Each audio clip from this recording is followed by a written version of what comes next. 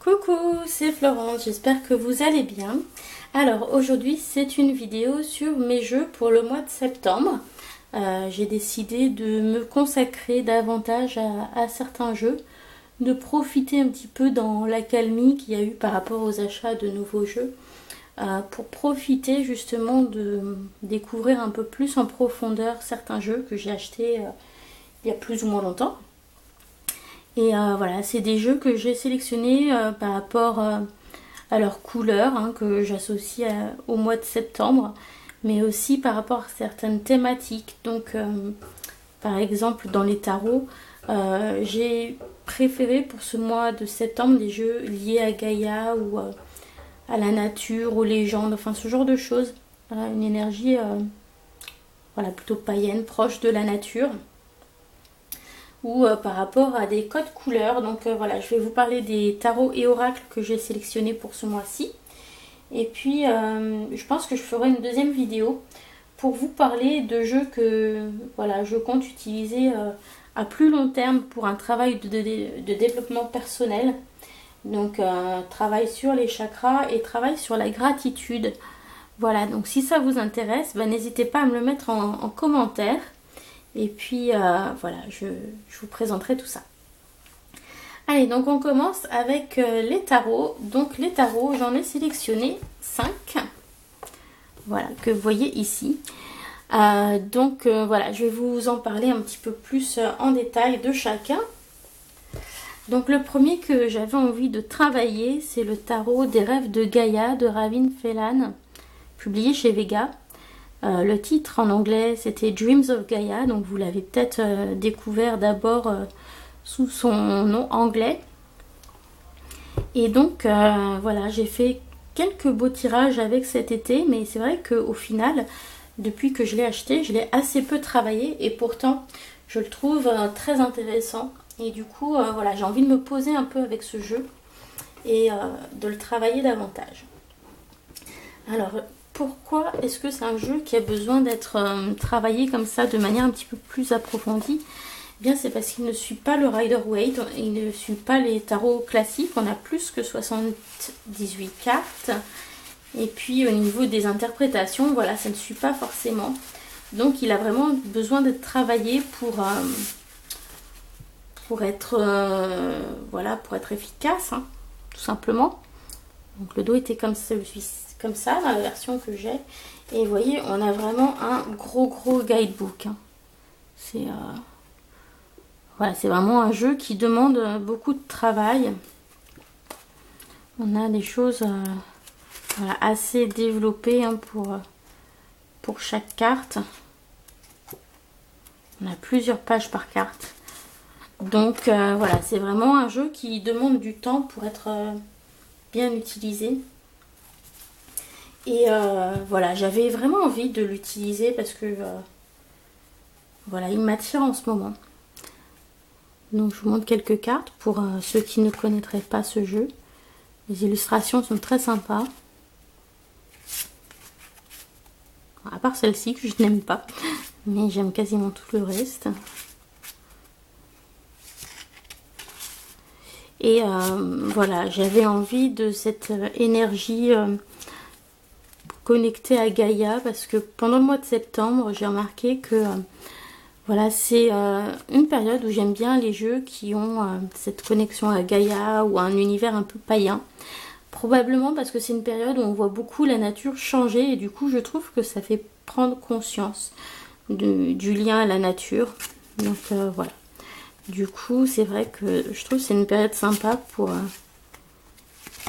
utiliser ce jeu. Et puis voilà, j'ai vraiment envie de me poser un peu pour découvrir voilà ce que ces cartes ont à me dire. Donc ça, c'est le tarot des rêves de Gaïa de Ravin Phelan.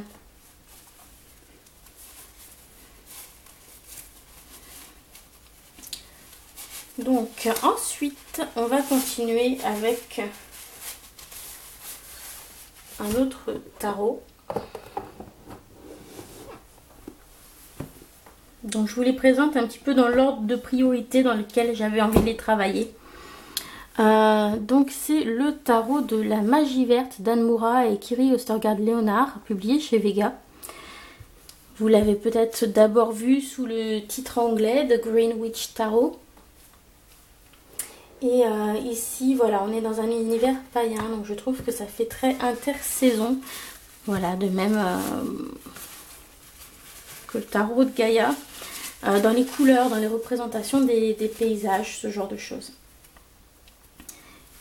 Et là aussi, c'est un tarot qui est plutôt riche parce que bien sûr, il est assez simple, il va suivre le Rider-Waite quand même de manière générale. Mais on a toujours un animal et une plante associés à chaque carte. Et voilà, avec le livre, on va pouvoir en apprendre plus sur ces petits symboles. Et voilà, ça me tente bien de travailler un petit peu plus avec ces plantes, ces animaux. Voilà, partir un petit peu à la découverte de cette magie verte. Puis les cartes sont vraiment très jolies, hein. C'est un très très beau tarot. Et donc voilà, à chaque fois que je le regarde, je suis voilà, je suis un peu émerveillée par ces illustrations qui sont très jolies. Et du coup, je me demande à chaque fois, mais pourquoi est-ce que je le sors pas plus souvent? Donc du coup, voilà, là, ça va être l'occasion de travailler avec. Voilà. Et là aussi, donc dans ce livret, on a des choses voilà, qui sont intéressantes. On a là aussi un livret qui est quand même assez important. Donc voilà, du coup, ça prend un petit peu de temps aussi de regarder.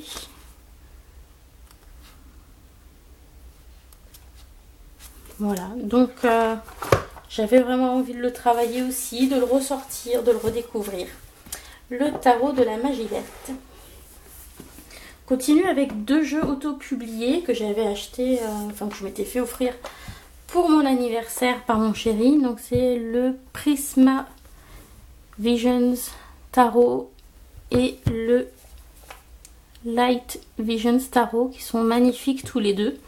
Et en fait, je me rends compte que bah, voilà, avec tous les jeux qui arrivent, j'ai pas trop eu le temps de les utiliser. Et puis celui-ci, je trouve qu'il a des tons assez chauds quand même qui ont cette ambiance un petit peu de fin d'été. Celui-ci, on va passer dans quelque chose de contrasté en pourpre et cru. Donc avec un effet un peu plus noir et blanc qui va se rapprocher des énergies un peu plus de la période d'octobre, d'Halloween. Donc plutôt celui-là début septembre, ça quand on va entrer en transition vers cette période. Donc voilà, c'est à peu près les mêmes illustrations, mais avec un rendu tout à fait différent. Donc si ça vous intéresse, hein, vous pouvez retrouver tous les jeux dont je parle dans mes playlists. Voilà, je les ai tous présentés en review sur YouTube. Alors par contre, ouais, j'ai toujours la dernière, il y a une petite trace de colle, voilà, qui fait toujours coller la dernière carte au fond de la boîte. Donc il faut vraiment que je pense à chaque fois à mettre le livret plutôt au fond. Mais vous voyez, on a un jeu assez coloré dans celui-ci.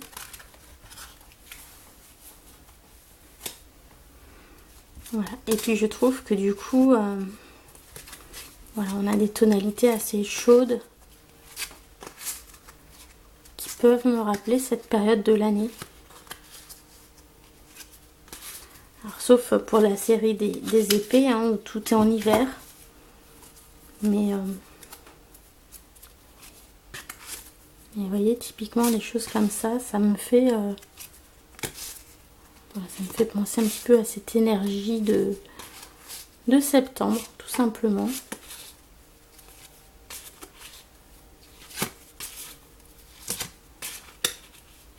Voilà, donc ça c'est pour le Prisma Visions Tarot. Donc c'est le bleu à l'extérieur, bleu et coloré. Et donc on a son double, hein, qui est le Light Visions Tarot, donc avec cette boîte là. qui lui va avoir un effet plus contrasté. Voilà, qui fait penser un petit peu au travail de shadow work qu'on fait en général plutôt en octobre à la période d'Halloween. Avec un côté un petit peu gothique des fois sur certaines illustrations.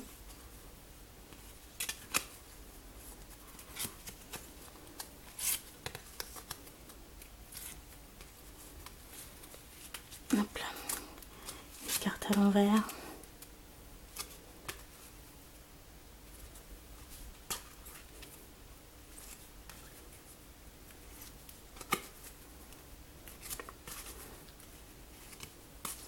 Et voilà, du coup j'ai envie d'utiliser ces deux-là vraiment pour voilà, les travailler parce que j'en ai pas encore trop eu le temps. Puis bon, pendant les vacances, le mois d'août, j'ai pu faire quelques tirages, mais en juillet, c'est vrai que comme je suis partie, j'ai pas trop pu travailler grand-chose dans mes jeux. Et puis un où je me suis dit, bon, c'est vrai que je l'utilise pas souvent, puis au niveau des couleurs, voilà, il a ses couleurs un peu chaudes et fin d'été, c'est le Llewellyn Tarot, donc publié par Llewellyn d'Anna Marie Ferguson. Et ce qui est sympa, c'est que vous avez toujours une légende galloise qui est associée aux arcades majeures. Après, pour les mineurs, voilà, ça va suivre le Rider-Waite complètement. Par contre, c'est en anglais, hein. Mais voilà, je trouve que au niveau des couleurs, il a l'énergie de cette période du mois de septembre.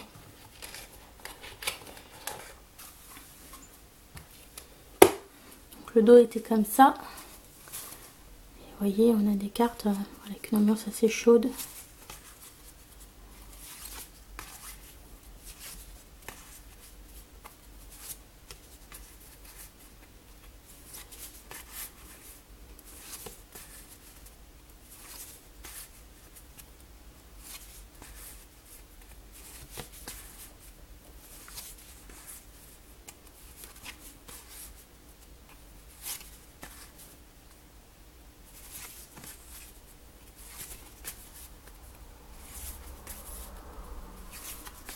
C'est vrai qu'il y a des très jolies aquarelles dans ce jeu. Il est vraiment beau, hein.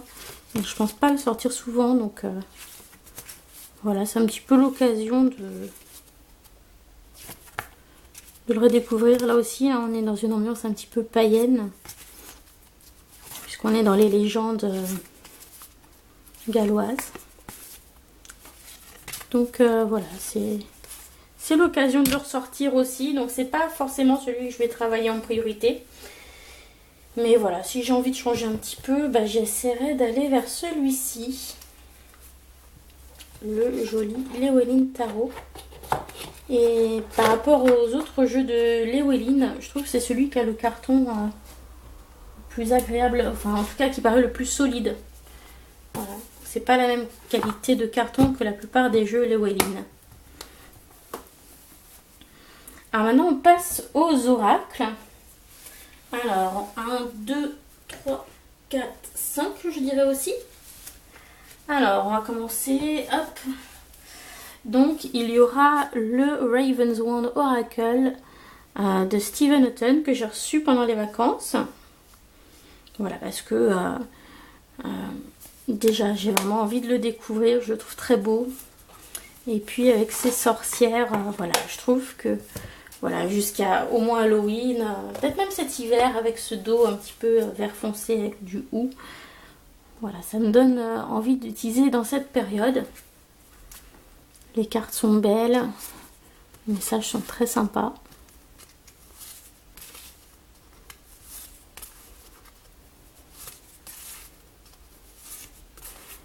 Et je trouve que c'est un jeu qui a beaucoup d'énergie, donc voilà, c'est aussi quelque chose qu'on a besoin, de quelque chose qui donne de l'énergie en septembre. Parce qu'on attaque pas mal de choses, on met pas mal de choses en route. Donc voilà, ça peut être un jeu de bons conseils pour cette période-là. Voilà, puis il est tellement beau, j'avais trop envie de l'utiliser. Voilà, j'ai vraiment envie d'en profiter. Et je trouve que c'est le bon moment pour s'y mettre. Donc ça c'est de Raven's Wand Oracle de US Games. Ensuite, j'ai eu envie de ressortir le Mystical Shaman Oracle Deck de Colette Baron Reid. Au niveau des couleurs, je trouve que voilà, il a cette énergie de septembre. Déjà dès le dos. Alors moi j'ai perdu le petit ruban à l'intérieur et c'est décollé. Et puis voilà, très connecté aussi à un univers naturel. Donc voilà, ça me parle pour ce mois de septembre. Très belles illustrations aussi.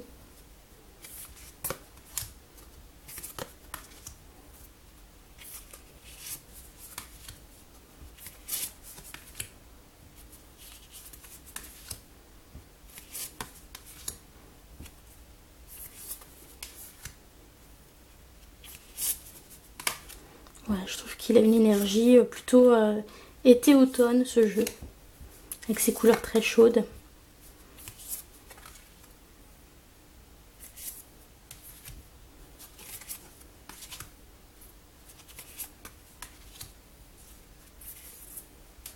Allez. Donc je vous montre pas tout, hein, parce que bien sûr vous pouvez retrouver la review de chaque jeu sur ma chaîne. Donc voilà, le Mystical Shaman avec pareil, un beau livre. Donc du coup je pense que je ne rangerai pas le livre et la petite boîte dans le gros coffret pour gagner du temps et m'inciter à l'utiliser davantage. Parce qu'il arrive dans un coffret plus gros que ça. Ensuite, voilà, un de mes chouchous, toujours à cette période-là, l'Oracle de Gaïa de Tony Carmine Salerno, qui est vraiment très beau. Voilà, pour le côté doudou, réconfort, positif. Voilà, puis toujours le lien à Gaïa en cette période de l'année. Puis dans les couleurs, voilà, je trouve que c'est aussi plutôt un jeu automne. Été-automne. Vous voyez, ça c'est l'illustration qu'on retrouve sur le dos. Donc voilà, je trouve que ça matche pas mal avec cette période de l'année.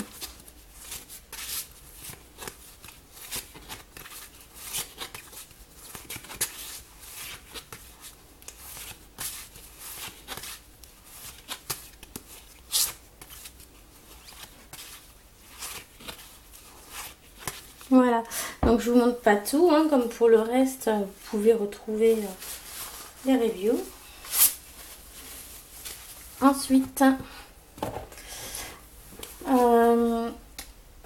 voilà, j'avais envie d'utiliser le Rebelle Sacré d'Alana Fairchild, toujours par rapport aux couleurs, et puis voilà, travailler avec le côté créatif, féminin, divin, etc. en ce moment.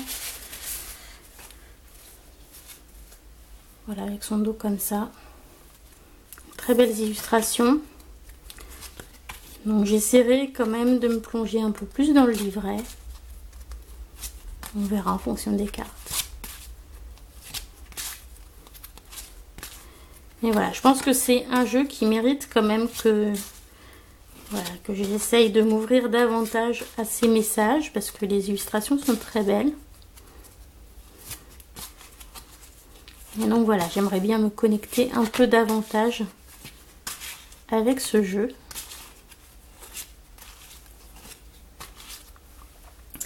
Et puis le dernier, bah, c'est voilà, c'est un de mes jeux préférés, mais voilà, je trouve qu'il est très naturel au niveau des représentations, très connectées à la nature. Donc très bien pour cette période, c'est The Illuminated Earth Oracle de Claire Mac.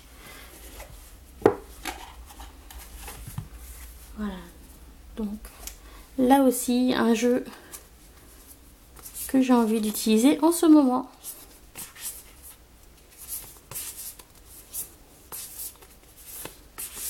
Voilà, bah, je vous remercie d'avoir suivi cette vidéo. N'hésitez pas à me dire quel jeu vous aimeriez utiliser, vous, pour ce mois de septembre ou travailler. Et puis voilà, je vous embrasse très fort. Je vous souhaite une bonne journée. Bye bye.